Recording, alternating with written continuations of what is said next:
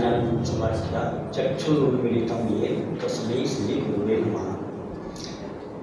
सभापति महोदय, सम्मानित मंच और सभी साधर्मी,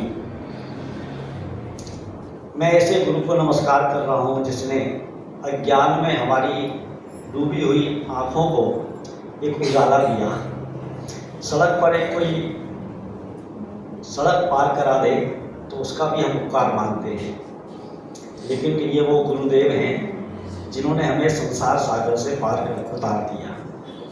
मेरा विषय है गुरुदेव के जीवन में चरणानुयोग के दर्शन।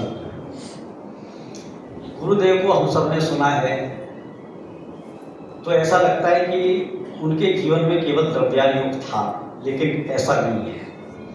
गुरुदेव के जीवन में चारों ही अनुयोग थे, और यदि हम उस गुरु के शिष्य हैं तो हमारे जीवन में भी चारों अनुयोग होने चाहिए। अकेला द्रव्यानुयोग है तो निश्चयाभास है, अकेला व्यवहार है, चरणानुयोग है तो व्यवहाराभास है। मुझे नहीं पता किसने कहा है, अकेला द्रव्यानुयोग है तो वो निर्भय पापी है, और अकेला चरणानुयोग है तो वो मूर्ख धर्मात्मा है। निर्भय पापी से मूर्ख धर्मात्मा श्रेष्ठ है। अध्यक्ष जी को यहाँ से 2 घंटे का सफर तय करके जाना है, सुबह 6 बजे उन्हें स्कूल पहुँचना है। इसलिए मैं तो ये भावना भा रहा हूँ कि अपने 10 मिनट में से भी 1-2 मिनट काट दूँ। प्रयास ऐसा ही करूँगा। बहुत संक्षेप में चरणानुयोग क्या है, अनुयोग क्या है और चरण क्या है, मुझे ये विषय भी लेना था लेकिन मैं नहीं ले रहा हूँ। अनुयोग तो एक शैली का नाम है। गुरुदेव के जीवन में पल पल ऐसा कौन सा दिन था कि जिस दिन उनके जीवन से हमें चरणानुयोग दिखाई नहीं देता था। कुछ घटनाएं आपके सामने मैं रख रहा हूँ। एक बार गुरुदेव रात्रि में कहीं प्रवचन के लिए गए और वहाँ जाकर ये बोले, मुझे नहीं पता था, मैं तो जैनों की सभा में व्याख्यान करने आया था। देखा क्या कि वहाँ पे रात्रि में पानी की व्यवस्था, शुद्ध छले हुए प्राशुद्ध मर्यादित जल की व्यवस्था की गई थी। लोग वहाँ बोले, साहेब बहुत गर्मी पड़ रही है। बोले नहीं भाई, ये जैनों की परंपरा नहीं है, ये गुरुदेव के जीवन का चरणानुयोग था। एक बार वो जहाँ आहार के लिए जाते थे, और मेरे ख्याल से जहाँ रहते थे और आहार के लिए जाना तो उनके लिए दूर नहीं था, अचानक तेज हवा चल जाती है और कुछ पत्ते डालियों से टूटकर जमीन पर आ जाते हैं। वो अपने कमरे से बाहर निकलकर बोले, अरे इतने जीवों पर पैर रखकर मैं भोजन करने के लिए, आहार के लिए नहीं जा सकता था। उन्होंने आहार लेना पसंद नहीं किया, लेकिन वो पत्तों पर पैर रखकर नहीं गए। ये गुरुदेव के जीवन का चरणानुयोग था। जब कभी कुछ साधर्मी उनके साथ टहलने के लिए जाया करते थे और कदाचित बीच में कोई साधर्मी कोई प्रश्न पूछ ले तो वे जानते थे कि उत्तर देने में यदि उपयोग गया तो शायद मेरा चरणानुयोग नहीं पढ़ पाएगा। वहीं ठहर जाते थे, खड़े हो जाते थे। पहले वो उसका उत्तर देते थे और तब वो आगे गमन किया करते थे।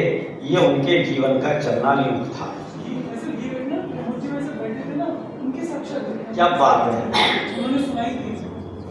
बहुत बढ़िया।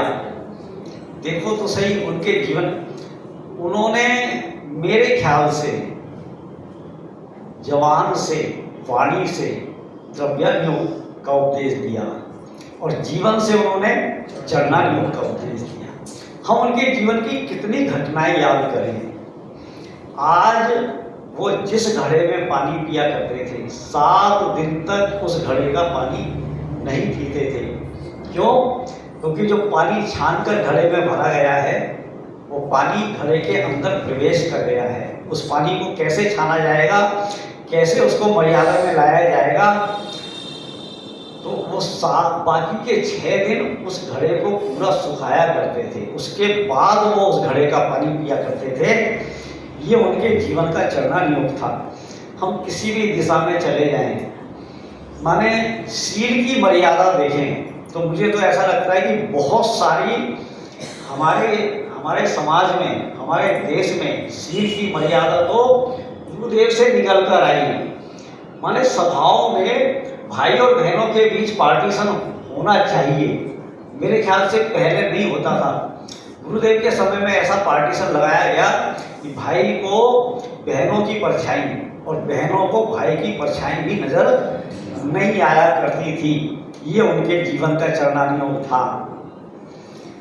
कदाचित किसी परिवार में किसी बालक का जन्म हुआ है और आज वो बालक 40 दिन का हो गया है और माता पिता गुरुदेव का आशीर्वाद दिलाने के लिए जब उनके समीप ले जाया करते थे तो पहले पूछा करते थे ये टिकड़ा है कि टिकड़ी है। टिकड़ा है तो स्पर्श किया करते थे और टिकड़ी है तो स्पर्श नहीं किया करते थे। ये उनके जीवन का चलन था। घटनाएं तो बहुत हैं, जितनी कहें बहुत कम है। लेकिन मैं अपनी इन सारी घटनाओं को विराम देते हुए एक बात तो जरूर कहना चाहूँगा। आज हमें अनंत गौरव है, बहुमान है कि आज हम ऐसे गुरु के शिष्य हैं। और निवेदन केवल ये करना चाहूँगा कि कहीं गुरुदेव को हम जैसे शिष्यों को देखकर पछतावा नहीं होना चाहिए, उनका गौरव कम नहीं होना चाहिए। जो पहला उदाहरण आपके सामने लिया, क्या मैं जैनों की सभा में आया हूँ? यानी आप देखो, जिस समाज ने उनको प्रवचन के लिए बुलाया, कितना बड़ा झगड़ा। नाराज ना हो जाए, ये समाज नाराज हो जाएगी तो पता नहीं कल हमें बुलाएंगे कि नहीं बुलाएंगे। कदाचित आज हमारे घर पे कोई जैन रात्रि शादी का कार्ड देने आए तो सोचना इतना बड़ा कलेजा हमें भी है या नहीं है। मैंने तो समझा था कि ये जैनों की शादी का कार्ड होगा। बोलो, हम रात्रि शादी में जाएं, हम उस गुरुदेव के शिष्य हैं कि भाई हम अजैनों की शादी में नहीं आते हैं, हम तो केवल जैनों की शादी में जाते हैं। यदि इतना दम है तो समझना हम उस गुरुदेव के शिष्य हैं। गुरुदेव का उपकार दिवस मनाते हैं। अरे उपकार दिवस तो वो मनाए जो उपकृत हुआ हो, उपकृत ही नहीं हुए तो उपकार दिवस कैसा मनाना। आज का ये पावन दिवस 3 पर्वों का सुमेल, पता नहीं कैसे भाग्य से ये 3 पर्व हमारे जीवन में आए हैं। और ये दिवस हमसे कह रहा है कि देखो भाई, आपके पास 3 ही रोग हैं, चौथा कोई रोग नहीं है। मिथ्यादर्शन ज्ञान चाहिए और इन तीनों को दूर करना है तो आपको करना क्या है कि सम्यक दर्शन ज्ञान चाहिए। इतना सा काम यदि हमने कर लिया तो आज का दिन हमारे लिए सार्थक हो गया। हम सभी का जीवन पवित्र हो, आनंदमयी हो, गुरुदेव जैसा जीवन हो, इसी मंगल भावना से मैं विराम